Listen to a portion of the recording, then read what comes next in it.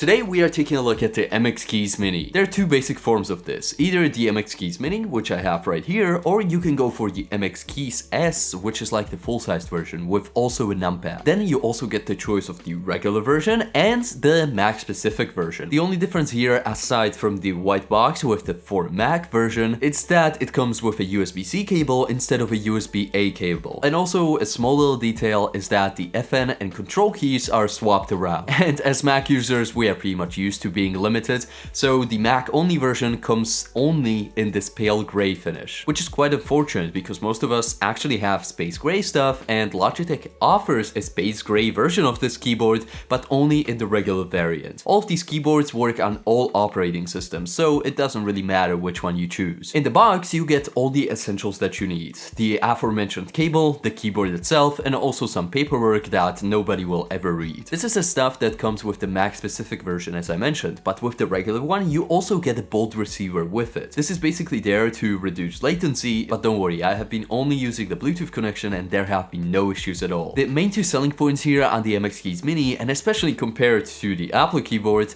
is its customizability and its battery life. Since, let's face it, with pretty much everything from Apple, customizability is kind of limited. But with the Logitech MX Keys, when you open up the Logi Plus app, you can customize pretty much anything on this board. Like, it's missing some of the important keys that the Apple Magic Keyboard has, like for example skipping tracks back and forth or adjusting the brightness on your display, but then again you can pretty much assign any kind of shortcut on here, and the one thing that just works on this keyboard is its abilities to switch between devices. Again, especially compared to the Magic Keyboard. I would describe the typing experience on this board as almost perfect. That is, if you like membrane keyboards. If you don't like these kind of boards, you will probably like the MX Mechanical Mini, which is like the bigger brother of this one. And since I found out that pretty much no one on YouTube cares about the membrane keyboard sounds, I'm still going to give it to you, so have a good listen.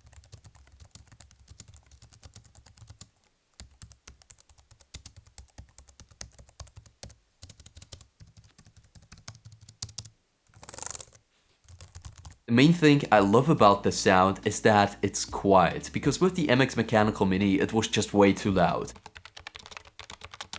Also, I found the wrist positioning on the low profile board still way too high for me, so this is a nice compromise, with the 8 degrees just being a perfect ramp for my wrist. While we're talking about typing, the one thing that I really like about this keyboard is those little indents that they have in the middle of the keys.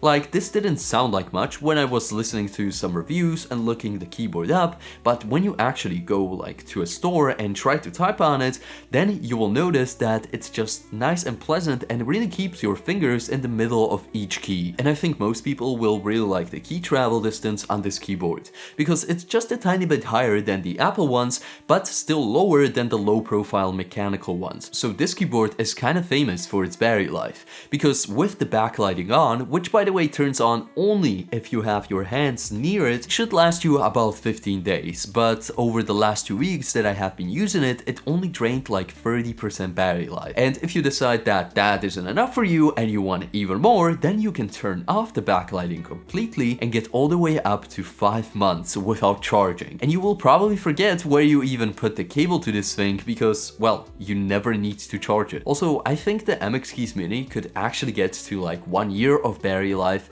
if it would have included a bigger actual battery, because as you can see, it has space for it. But Logitech have probably chosen not to add extra battery because it's already pretty heavy. Like, let's be fair, it isn't like a brick, but compared to something like the Apple Magic Keyboard, it weighs twice as much at 500 grams. So you might think that, oh, it's mostly made out of plastic, so it's gonna be pretty fragile, but that's not the case. It's rigid as hell. The top plate that you actually touch with your hands is completely made out of aluminum, so it still feels premium while being a little bit lighter than it would have been if it was a complete brick of aluminum. Okay, so with all that being said, I think the MX Keys Mini, especially compared to something like the Apple Magic Keyboard, is a really good buy for all of the features that you get when you can deal with the membrane keyboard experience if you aren't a mechanical snob. But if you want to hear what I think about the Apple Magic Keyboard and why I actually switched to it, you can find that right here. And also for you mechanical snobs, I have the MX Mechanical Mini right here. So I will see you there.